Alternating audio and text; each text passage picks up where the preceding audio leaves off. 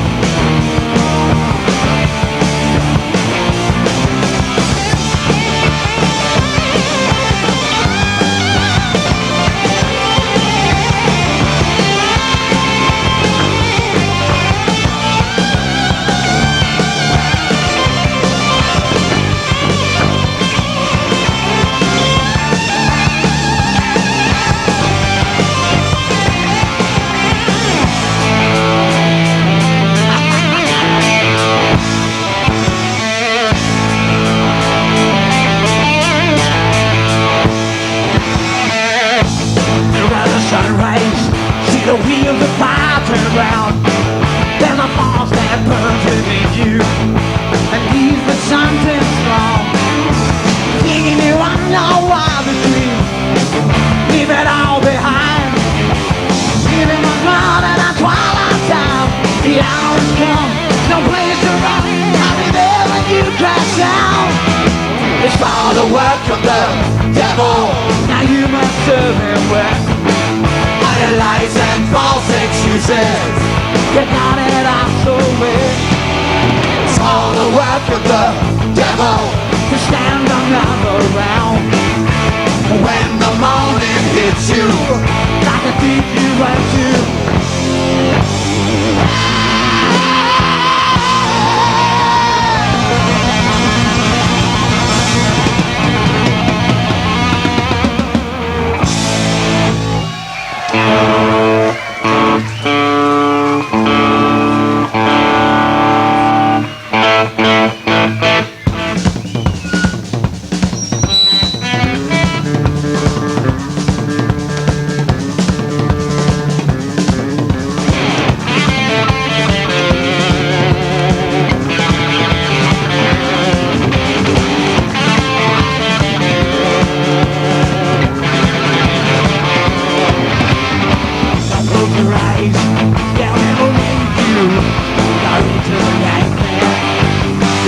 Where to sleep, don't let it take you, for this is a nightmare. Your mind begins to drift away.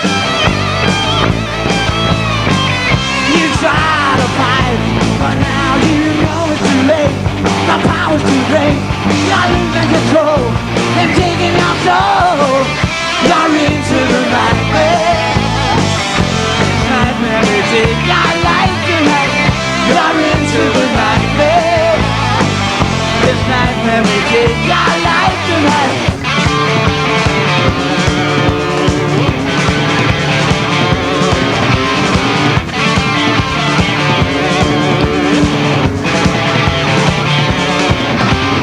Mirrors on the wall, they're growing taller. You're into the nightmare. The back is wrong for you to follow into the night, man. Run for your life, no place to go. I make it true, and now I'm sure it was all.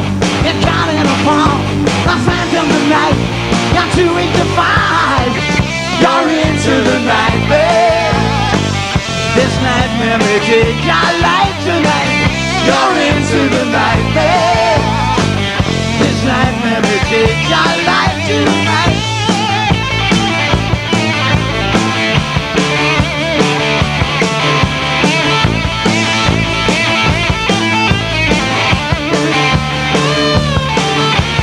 Out of the dead of night, they came into the nightmare.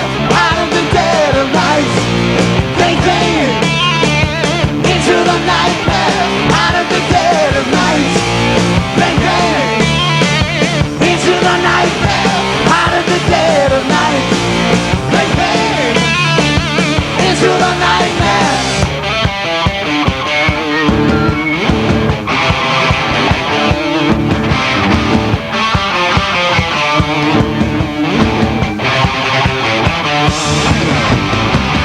Your mind begins to drift away.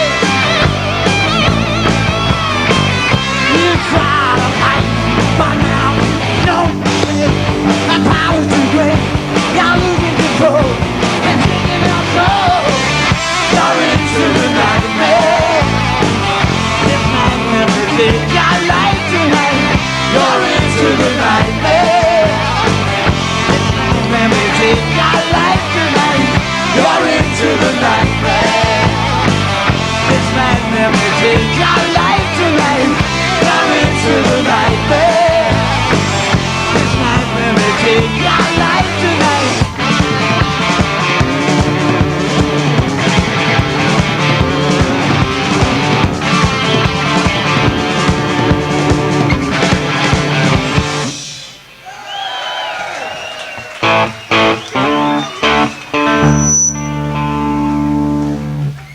Welcome to the night of the demons. Come on.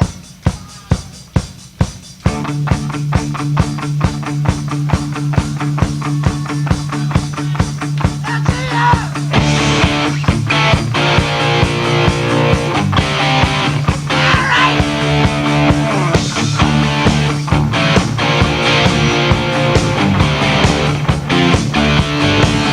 There's a scream in the night.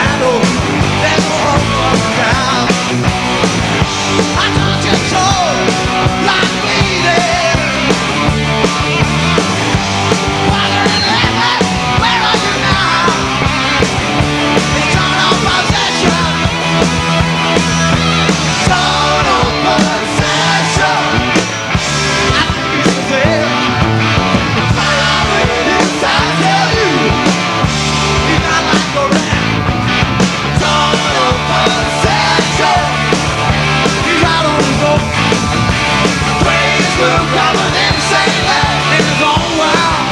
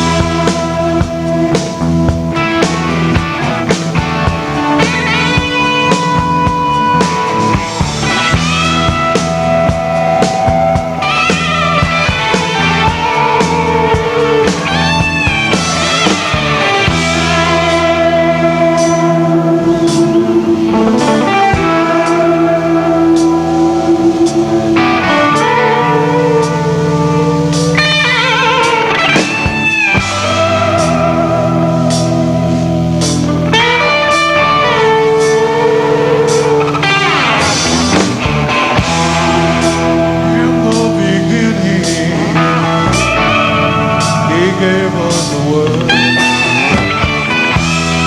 but a voice in the wilderness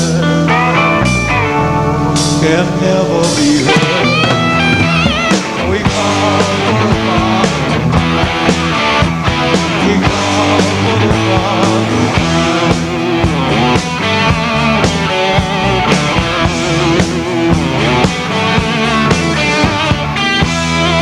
I guess you've all heard of me. Well, I count the cost. I was there with Calvary when he died on that cross.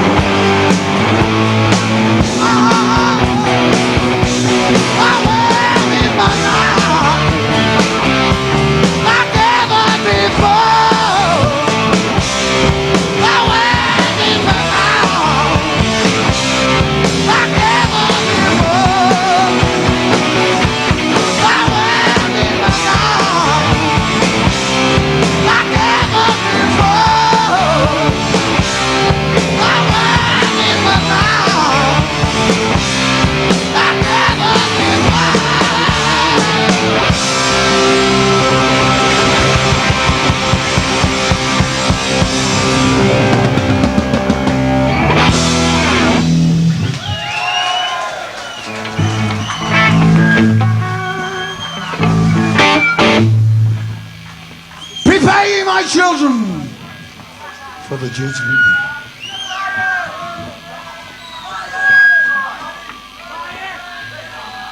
Liar, you will be forgiven.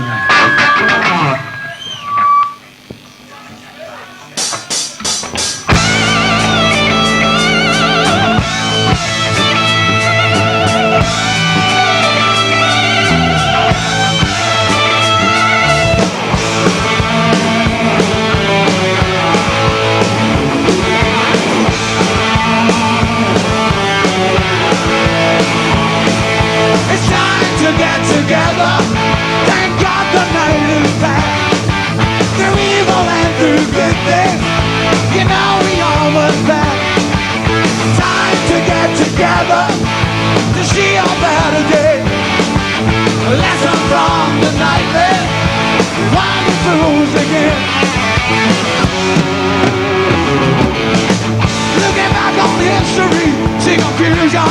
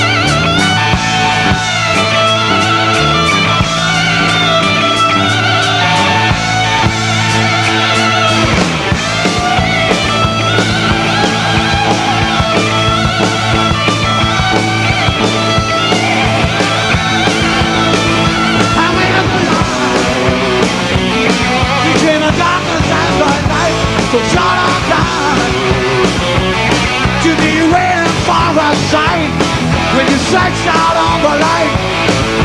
It's time to get together. Thank God the night is back. Through evil and through good things, you know we all must have. It's time to get together. See a better day. Lesson from the nightmare. We want to be fools again.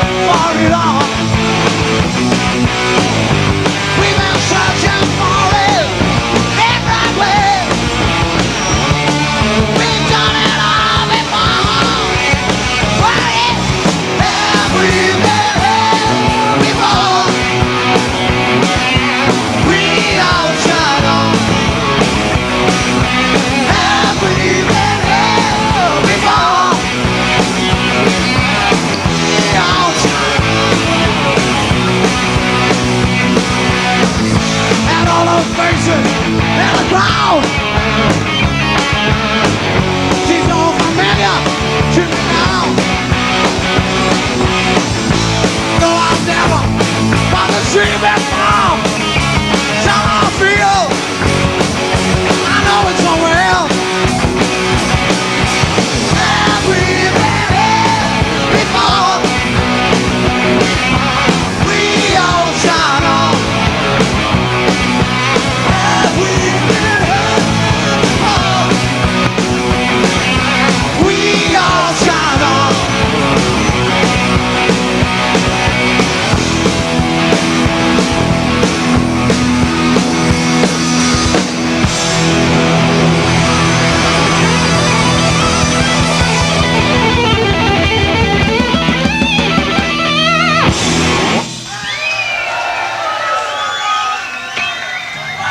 Gonna finish off with one hell of a night.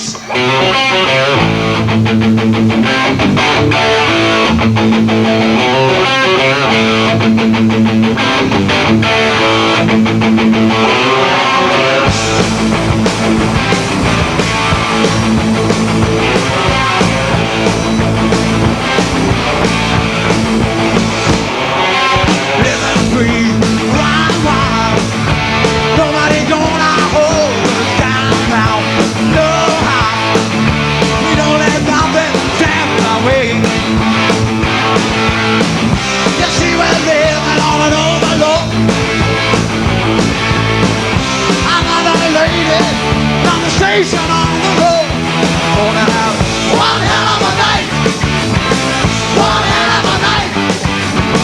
One hell of a night. One hell of a night. But darling, I'm trying, looking for a clearing, for a touchdown, for hard ground. The water hill, we're gonna take the place. Don't hang on my phone, I'm around.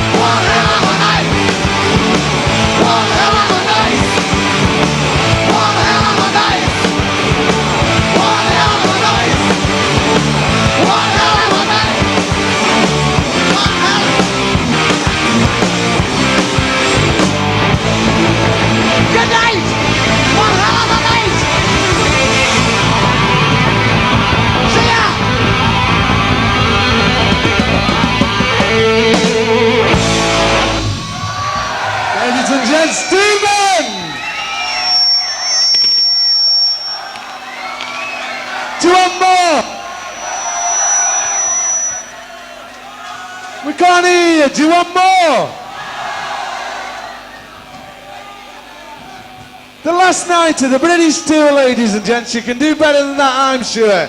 What about the foot stamping?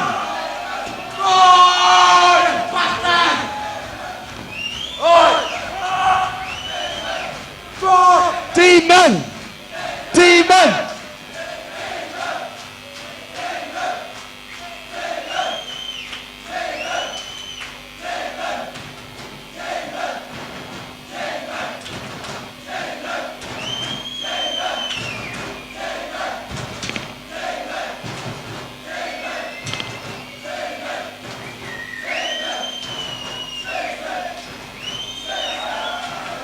Ladies and gents, back on stage for the last time, live at Tiffany's, Demon.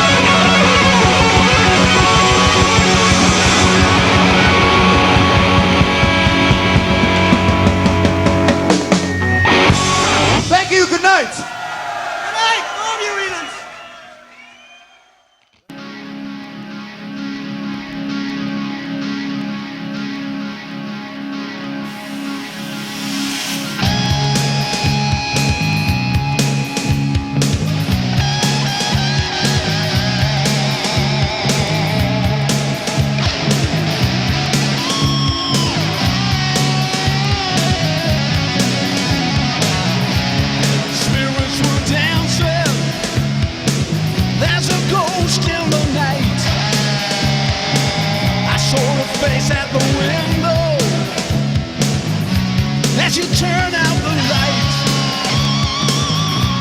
The rain was falling, but there's no one in sight. I try to call up your number, but I got no reply. Crazy shadows can't make up my mind. Looked in the mirror, saw a stranger in my life.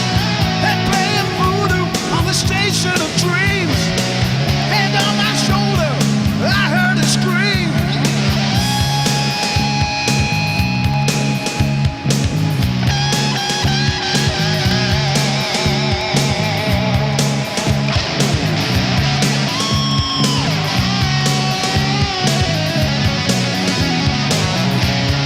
Fires were burning, but the wind cuts like ice. And there's a mist in the city, not a hotel for miles. Well, I just keep searching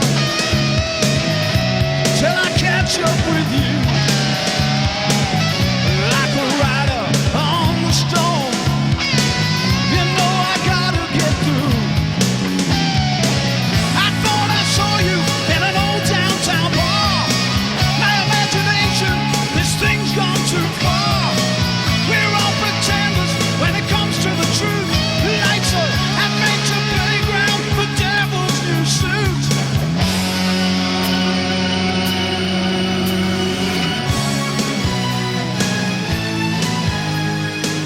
It's just a trick of the light.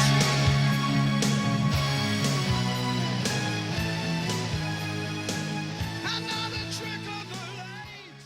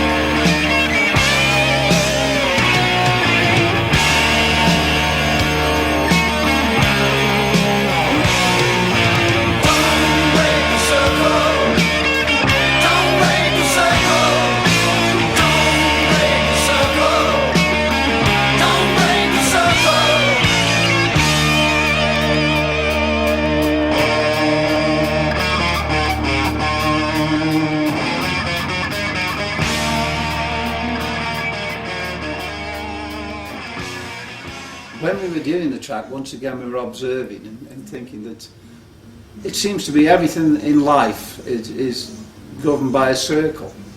You know, whether it be, you know, the tyre, the wheel, the circle of friends, you know, the way that sort of towns and things are built.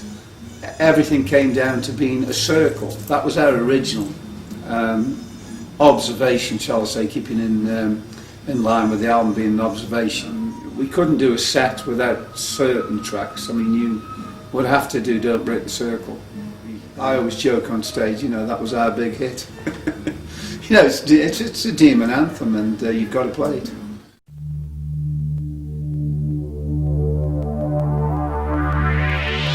Take your place in the circle. I think, well, yeah, I think Don't Break the Circle would be in there. I mean, I do like the spell. It was just something about that track. We would tend to put a particular lyric, not necessarily to what you would think would be that melody. And looking back, I realised that on a lot of things, you know, the spell is quite melodic, dealing with these guys sitting in France supposedly calling up the devil, which later bands would have done it far more grungy, detuned, and sang it in a devil voice, which someone did. We did a tribute to Demon, and they did the spell in that way, which really, it made me realise that I thought it was a good version, and that's why I realised it could have been done at a later stage. And what we'd done is very much, as we spoke before, with harmonies, traditional harmonies. We would go down the road of a fairly heavy lyric with a melodic song, which in itself I don't think most people would do.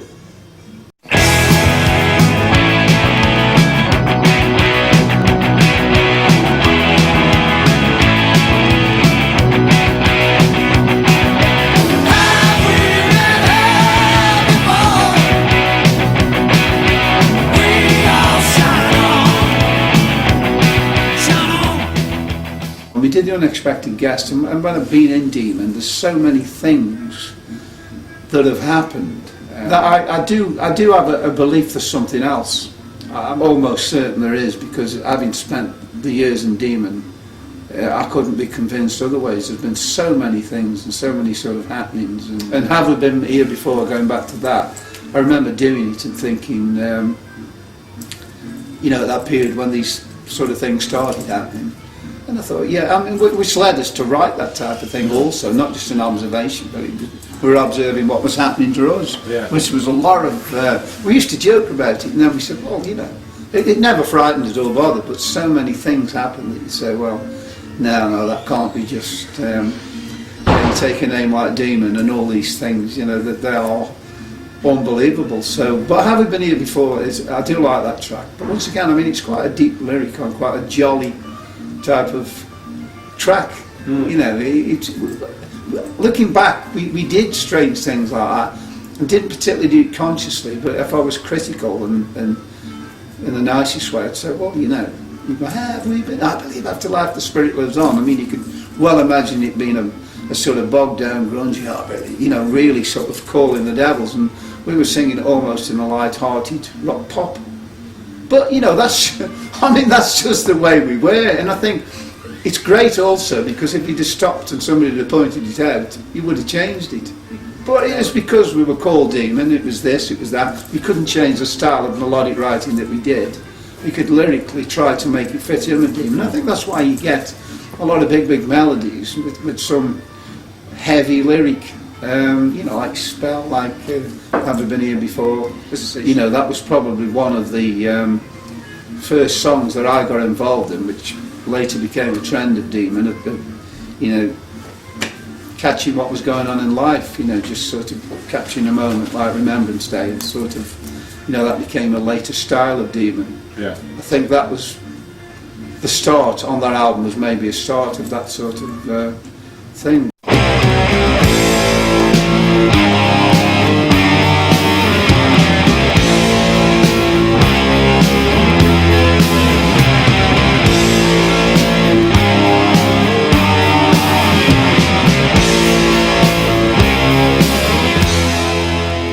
I like a lot of tracks on that album. I mean, one that's always close to my heart is Strange Institution, which I wrote about my father, who was only 59 when he died. He was a miner, took early retirement, never drank, never smoked, fit as a fiddle.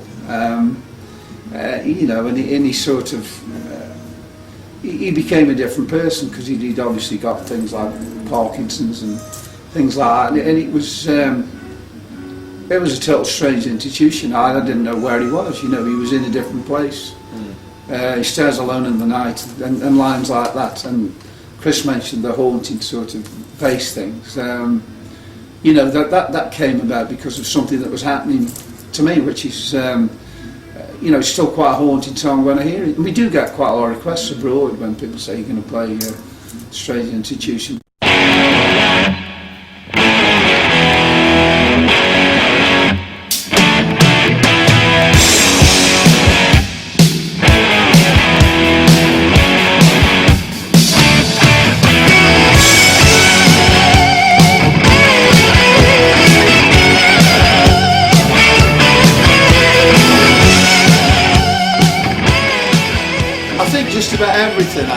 unexpected guest here. And I think in all there was 20 dates that we ever did the unexpected tour, which I would call the suit the head. 18 of the 20 dates definitely strange things happened. Marquee, for instance, we played the Marquee, and I used to we had a drum riser, and at the front of the drum riser it came a little bit further, about 6 foot out, and it was cut out at the front, so virtually like in the shape of a grave with the 2 crosses at the side. And I would get underneath on stage, climb underneath. Earlier in the day I would have gone out and got leaves from around London or wherever and dried them out sometimes if it was rainy. And then I'd put newspaper over the top of the grave and then put the leaves on top. So basically when I climbed in, they lay down, and I would make them move, as we've mentioned earlier, and then I'd punch them and the leaves would float in the air. When we did the Marquee, which is probably the hottest I ever remember a gig in my life, there was actually people passing out because they had the St John's Hamilton that it was that warm, and I was in this latex suit. So the lights went down, and I came out on stage, and I would get under the back of the drum riser, and in I'd go, and then I'd lie there, and they'd start rise, rise, rise, and then I'd burst out. First night in London of the band ever, they put the drum riser right up to the wall. So I looked down and said, I can't get in. And they're going, rise. And the crowd are going, yeah, right. And they're sweating. And I said, I can't get in. So they stopped it. So then I go back in the changing room, nobody sees me in the audience. So they had to then push the drum riser forward. Back I came again, I got in, burst out, show started. Within about a couple of minutes, someone shouts, "Mal's down," almost like Mal's down, as we're in Vietnam or something. And what had happened, he slid down the back wall. And what we found out later, he got food poisoning. He was rushed to hospital, slid down the back wall and collapsed at the back of the stage. And they took him off. We carried on playing without him. First night in London, all this publicity about Demon. That is the Marquee. There's loads of photos there of the Marquee, this particular night. And when I eventually took the suit off, that's sheer heat captured on me. There's no smoke, because all the other photographs, they don't allow smoke. If you notice there in the Marquee, no smoke. That's the Marquee again, no smoke. So virtually that is an amazing photo. I always think that the unexpected guest did appear here, where you see the 2 eyes, and me sweating. That's the 3rd number in, ripping the suit off. And you've got to imagine there was no smoke allowed at the Marquee in every other photo, so perhaps old Nick had appeared with us there on stage. But I mean, that was something I didn't look at until many years later, but that was the Marquee. We played Leek on the tour. I was in a graveyard at midnight. We were actually rehearsing in Leek, and we were doing the tour, and I think we had a day off, and we rehearsed, set the gear up at Leek football ground where we were to do the open air. And Leek Post, the paper, asked if I'd pop back later on, and I happened to be doing a gig with Mal. We did clubs and pubs, and we happened to be in the area. And I said to the girl, well, we'll come back. And she said, well, can you go to the local disused graveyard now? And this is quite true. We got back, and it was almost 12 o'clock from this gig, and the moon was out, full moon. Unknown to me, I'd been set up, because if I'd have known, I wouldn't have been there. But I put the suit on. This was like an advert for the Leek Post. They were going to photograph me. I got the suit on, I'm standing there in the bushes, this girl's photographing me at midnight. All of a sudden, police come round the corner. I run off in the bushes. I mean, the rest now, I've been to places in Europe where they've said, tell us about when you were arrested for devil worshipping in the graveyard, how long did you spend in jail, and it's Robin Hood, it's been added to and added to. And we actually had, a few days later, the News of the World came up, and that blaspheming everything it said, vicars were complaining, and the clergy were. If we'd only known, I mean, we could have exploited, but basically I'd been set up by a guy named John Toolan, and he thought, what a great story, and it had been planned. And I had no idea, of course. And it made the papers, it made the Sunday papers came down and photographed me at the graveyard. I still got the photos, and I mean, that was another one, that was Leek, but I mean, that's folklore world over now. Everything's been added to it about sacrificing virgins that day, and I mean, basically I ran off because the police came and scarpered. You know, it was added to, and in fact the guy who saw me was a sergeant who lives 3 doors down from me. He actually shouted my name. How he knew me with all the gear on, like at midnight. We played the Granary in Bristol, and I couldn't remember any particular incident about that until some months ago. A guy who was a roadie, there was Wilf was the roadie, he did the desk, and he had a partner with him called Steve, who later went into the police force and is now retired. And I met the Steve one day, and I said, you know, I'm just putting together, you know, things, because they did every night on the tour, things that may have happened. And he sort of said, don't you remember the Granary? And I said, no, nothing particularly happened. I remember the place. It was an old granary in Bristol, you know, winched the gear up and all that. He says, no, don't you remember when you were coming back? And then it dawned on me, what had happened, they got this big van, and apparently they were driving up, heading towards the motorway, and totally missed the roundabout and gone over it. And we drove up behind, and this bloody van sticking in the middle of the roundabout where the flowers and everything were. And they were getting the gear out the back. And I said, what are you doing? He says, I don't know. He said, we've ended up on the roundabout. And they weren't badly injured, but I'm trying to think if anything happened at the granary. But, you know, he said, oh, we could have been killed. I said, why did this happen? He said, I don't know. He said, we just didn't negotiate this roundabout straight up. I think one of the craziest moments ever in the history of Demon is got to be Workington. Well, you got to realise, I'm telling you about things that were happening every day. You know, there wasn't a day that it didn't happen. They did, and we went to Workington, and it was quite sort of. It's the Carnegie Theatre, and it's a perfect theatre with its pit, orchestra pit, and everything. And I've told this tale so many times, but it still fascinates me. The act would start, as I've explained, and I would come up out the front of the drum rise, and they'd see me come up out at the bells of hell. And I would do the first 3 numbers with the head on and the suit. And then I would go off, rip these things on and become, you know, the madman like. And as I went down to the changing room, I hadn't noticed earlier when there was no one in, we were just changing. I was actually by the orchestra pit. And I was just getting changed, and the band were continuing to play. And then I put my head forward and looked up, and all these guys, they were there, they couldn't see me. There was about 10-foot gap where the orchestra would be, and they couldn't see me, and I could see them, and just the spirit of the moment I thought, right, this is my opportunity here. So they're looking at the stage, they've seen me go off, and they're quite incensed by them. They were really a wild crowd. They were sort of, I don't know what they were on up there like, you know, but so just before I was due to come on, I climbed up, because there happened to be some steps, and I was about a foot from all these people. So I thought, right, I'm going to have this. And what I did then, I pulled myself up and I shot up in front of him. What you got to imagine, this guy with all blood and black eyes and a skull cap jumps up in front of him about 6 inches away from these people. And there's this huge, he let out this huge, anyway, I eventually get back on stage. And for the rest of the evening, I mean, they were absolutely like children of the damned out there. Their eyes had gone, they were under the spell. But the funny thing is, when we finished the act, they started coming on stage, these people. They were almost like being led. And so at the end of the act, I normally got back in the front of the riser, crawled out to the back of the stage, and I was gone. But this particular night, I got in, and then one followed me, and another followed me, and half the audience climbed into this thing. And I thought, I got out at the back and I thought, where do they think they're going? The bowels of hell. And it was astounding, you know, there was 1, 2, they all kept following, they all coming out the back of the drum. And I remember Crowie, the drummer, turning around and saying, what the...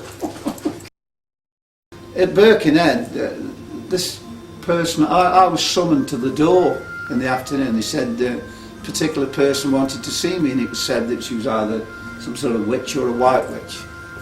And I went, and she looked sort of, you know, gothic-y and everything, and she held me hand and she said, how are you? And how's my wife by name? How's my children by name? And I thought, well, I've never, you know, I don't know yet. She knew me. She was very, very familiar. Not to me, but you know, the feeling was, she was speaking to me like she'd known me for years. And she gave me, they used to give you these little crosses, and she gave me something and sort of blessed me. But the thing that bothered me forever, I remembered, she knew the name of my 3 children, name of my wife, and to this day I've never seen her again. But I also remember that night is, which is a quite funny one on that, is I got in the grave, Rise Rise came, and I come to get out of the grave, and I always used to notice the band were on stage then, and I could see the guitar player, Mal and Les to the left, and Chris to the right. And I came out of the grave that night, and all I could see on the right was like somebody being catapulted from the back of the stage straight into the audience. And what had happened, Chris had stepped on stage, it was wet, and I'm going Rise like as he shoots past me like on a toboggan straight into the audience. And I remember 3 or 4 people pulling him back on stage, and you know, so that was Birkenhead. But I also remember we played in Middlesbrough, and it was, you know, it was like boarding on your Geordie land and that, and they'd been reading the press about demon suits and all that, and I remember that they were like wild animals, this audience. They were throwing and everything. I got out the grave and you know, they were really giving each other. And they started throwing, and I got out this grave and thought, we're going to have one here. But we got them by the end of the evening. You know, basically we worked out, and they could see we were a rock band that could play. And we ended up doing an encore, but it was one of the hardest I remember, because suddenly the last place on earth you want to be is in a latex suit with horns when there's 200 jobs baying at you and throwing cider bottles and everything. Beam me up, Scotty. You know, you don't want to be there. So, you know, we did work. We did work at it, and it worked, but... No, stick with me that. Like, the last place you want to be is a latex suit with in Middlesbrough on a Friday night in a depressed area. But also, the one I remember... You wouldn't do that for a bet, would you? We played at Porterhouse, Retford, which was on the circuit, and very, very, you know, on the room we're in, well, you can't see on me, but a small room, and Porterhouse, Retford is like one of these out-of-the-way places, Retford is anyway, and when the pubs used to shut at 10:30, everybody'd aim for wherever was open, and this place was open. I don't think most of the people were into rock, it's just you could get a drink till 2 o'clock in the morning, and it was very, very close. The stage was small, and you didn't go on till late. And when I came out, it was one of those stages that the horns had touched the roof if I wasn't careful. So, you know, and I'm a very clumsy person, as Mike will tell you. So I was getting out of it, and I was like, couldn't do all this. I was sort of all this, and very close stage, the audience close. And so I got out and started doing the bit, and I went close to the audience as I did. Normally didn't quite get that close. And I got the mic in my hand under the head, and someone went, yeah, and caught the mic, smack straight into me, and knocked 2 teeth out at the bottom. Well, it was authentic blood, it was perfect, you know, blood was oozing out of it, it was really my blood, and the teeth were battered back at the bottom, which I've got a plate there now, and I spent the whole evening sort of spitting blood, and you know, I mean, it must have looked the real thing if anybody filmed it, but it was a very painful experience. One I was going to mention is, I think it's the Bay Horse, was it the Bay Horse? The one on the moors, Blackburn way. But you know, I'll tell you what it was like, you know, in American Werewolf in London, where they're on the moor. It was like that, it was in the middle of nowhere. And I actually, this is quite true, there was a lot of weird people around at that time that, you know, we didn't realise, and I mentioned this to you earlier. I was actually requested to come outside late in the afternoon. And there must have been a bunch of 12 people, and they were definitely from some sort of devilish religious type cult. You know, they all looked a bit sort of weird. And they presented me with, you know, the upside down crosses, and, you know, this is for you and all this. And it was, I said to you, it was like Crosby seeing some of them characters out of Deliverance, and you know, some of the nutters in the Exorcist nut house. They were weird, but it was. I remember it was a good gig, but I remember the experience talking to these people, and I thought, well, for the first time I started thinking, what have we got ourselves into here? You know, I mean, it's... When we played Cardiff, we got it all set up and rehearsing. I mean, it's not a big thing, this, but... And the guy says, you know, do you want to go and watch the film upstairs? And we went up and said to the woman, shone us in, what's the film? She said, The Exorcist. We actually did, I think it was about the 28th of December, we played Colwyn Bay Pier. Colwyn Bay Pier, oh, it was pretty Colwyn Bay on the 28th December when it's raining was pretty, you know, I mean, Colwyn Bay is great, but I mean, it was a pretty awful day. And we got down there and we played on the pier. And this guy, after, I remember, he says, "Do you want a coffee?" That's a beg your pardon. He said, "Do you want a coffee?" And he did, and he says, "Come in this back room." And we went in this back room, and this huge, it was ever such a big coffee. I mean, whoever had been in it must have been about 8 foot. And he says, I said, "Where have you had this coffee from?" He says, "I don't quite know," he says, "but it's been here a while."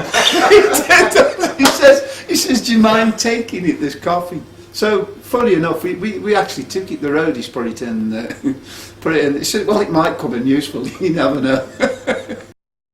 Well, I mentioned Brimington Tavern earlier, which I think was Rotherham Way. And it was just a place that was, if you had 200 people in, it was round. And I got out the grave that night, and I was in the middle of people. It was like being in the middle of, you know, Soho. The grave came halfway down the room. And he was on an estate. It was actually a funny place. And there was packed to the rafters, but, you know, only like 200 people. And I didn't know what to do. I got out the grave, you know, and I'm looking around. I couldn't see the group. It's like in somebody's front room. People having a drink next to me. "Where are you? I mean, you're all right, I'm in these old blood, you know." There was a lighting guy called Johnny Prism, and he did the tour with us, John Prism, or Johnny. And he was a right character. I think he was Scouser, typical. And we played the Lead Mill, so he said, "Right, I'm going to do you a maroon." And we said, "What's one of that big explosion tonight?" He says, "We'll something special." So we're on stage, and I'm in the suit and the head and everything. And all of a sudden, I'll tell you how I describe it, how people describe when they've been somewhere and the bomb's gone off. You don't hear anything first, you see this big flash. And I'm standing there on stage, and this flash, the Lead Mill's quite a big place. And I thought, bloody hell, this huge flash from one side to the other to the place. And then the old gear went off and went, and we just stood there. Everybody was deaf and the audience were deaf. And we just stood there. And Les Hunt turned round. And he'd blown his 2 before cabinets. And he came to Les after and he said, "Sorry about that, Les." We did Stafford. And we did the Red Line in Warrington, which everybody did. And both places we had a power cut. Remember? Because Malcolm Doe mentioned that in his review. And both nights, and they were on the tour, the power, we blew. The power just banged. And the show was held up at Stafford for at least possibly an hour. And the same happened at Red Lion at Warrington, which was a standard rock gig. It was upstairs. I remember coming out and the whole thing just went, the whole place was in darkness. Yeah, the other one on the tour that I remember was in Longton, which was local, place called Razzmatazz. I remember doing it on a Monday night and the PA caught fire.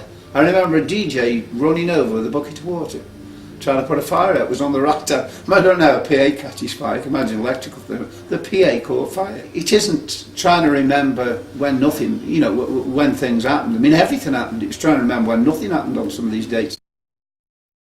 The numerous times that vehicles did have, you know, punches, and the 666 did crop up, you know, on like 26,666 miles. You know, all those sort of. There was just everything was everyday occurrences. I mean, the only thing I'd said on the old tour that I couldn't remember is, funny enough, anything happening at Tiffany's, where the video is, the DVD. I have no recollection of no story to tell. You know, no weirds, no. It was just a gig.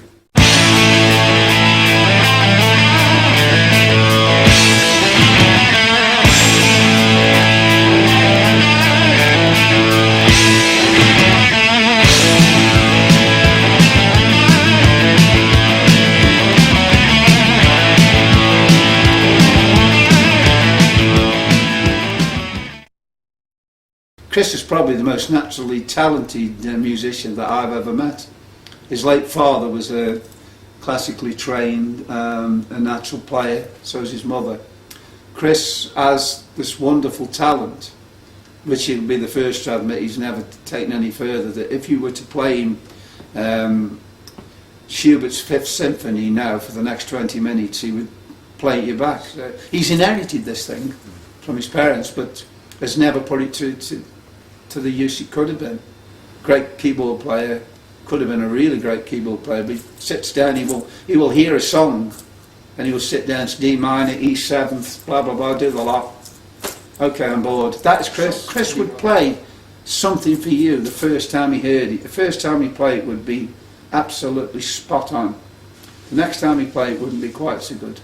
The time after, because he would be bored. And I think that's his makeup, but it's a great talent.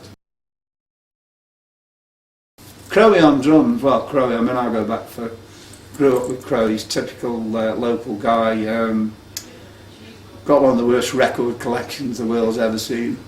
In fact, he's got Charlie Drake's greatest hits, and he's the only person. But that's Crowie. Tells some great stories. If you went to Crowie, and I've done so many times, and you were dead optimistic, you got some wonderful news for him, and he'd laugh at this if this comes out. After 5 minutes on the phone, you'd be totally depressed, and you come off the phone and you think, oh, what have I done? You know, because he's where people are the eternal optimist, he's totally the pessimist, but wonderful guy, very dry, tells some great tales.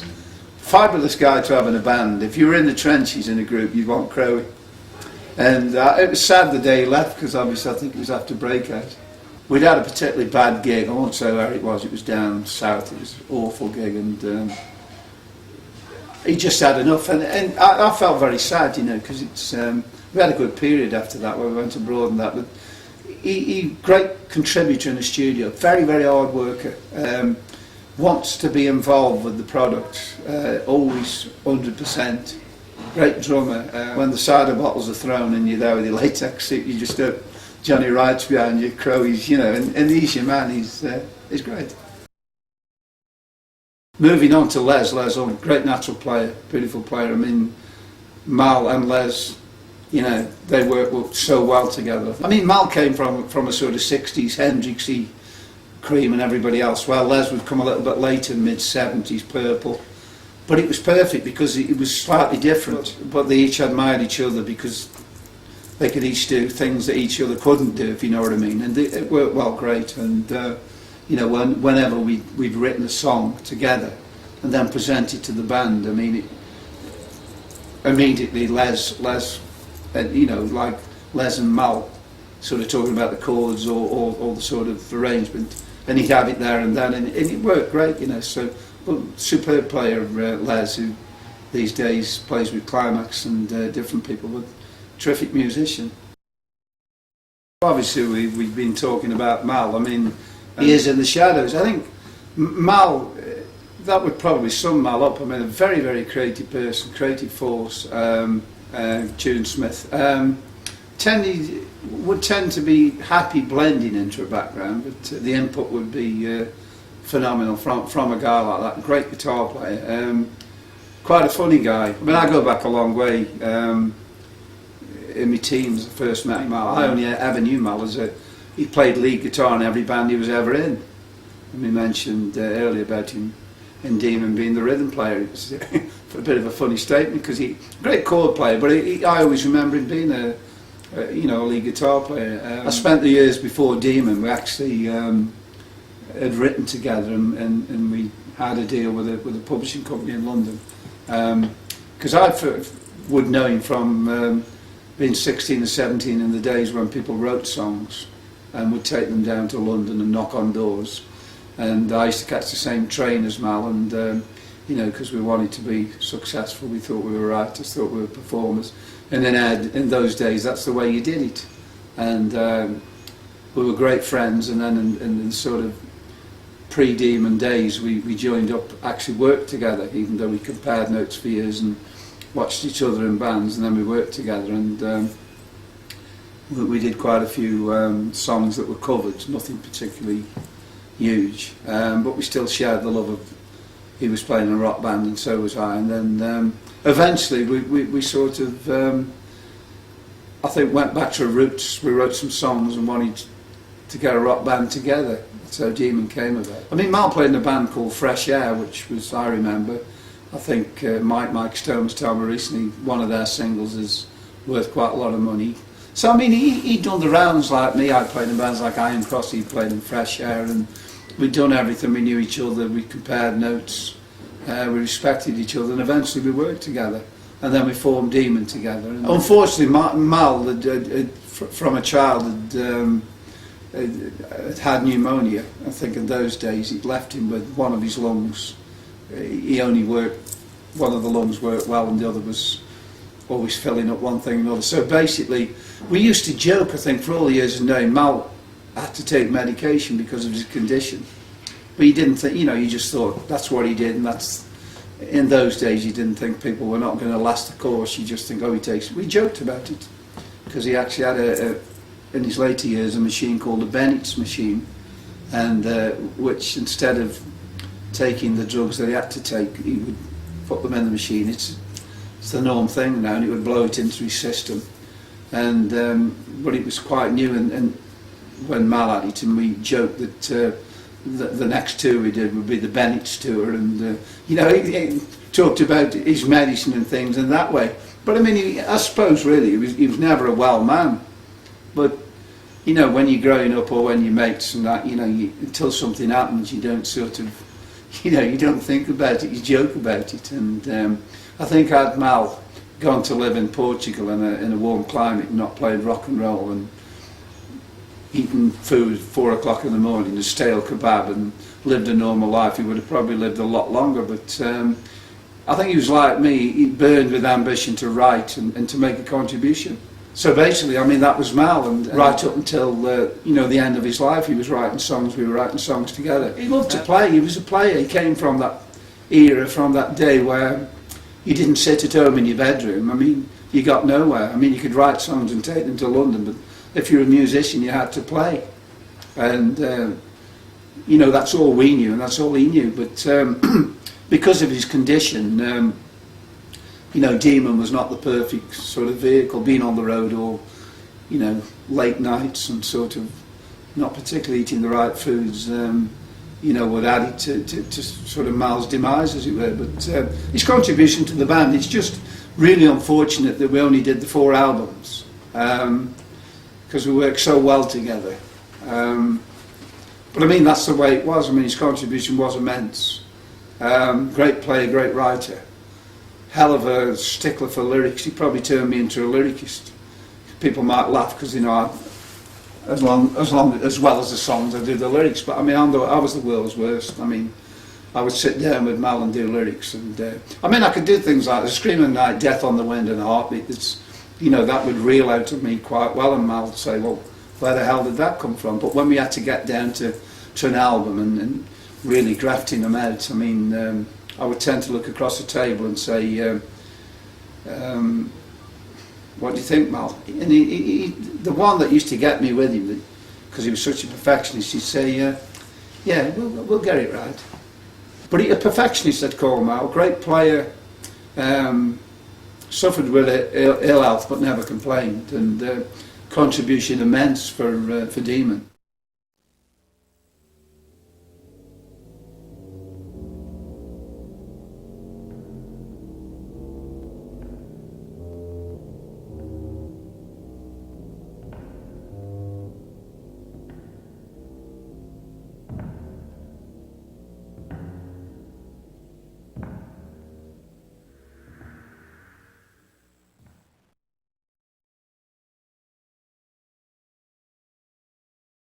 But that was just in the space, what I'm telling you now is in the space of 5 or 6 months in the history, in the life of Demon.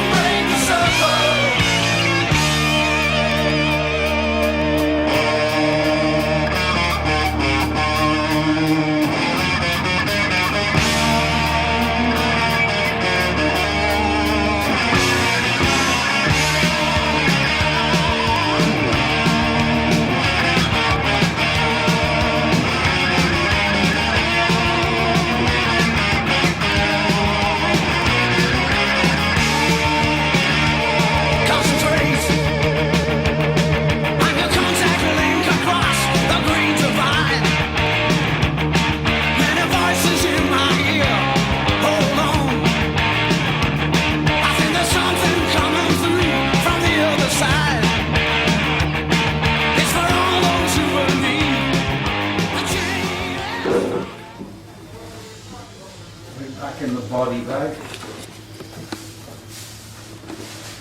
It's like something from Predator hanging in the trees, isn't it? Something I prepared earlier.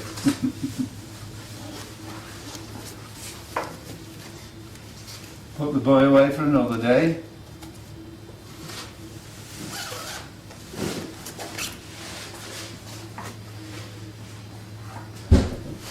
There we are, eh? What a fine chap he was.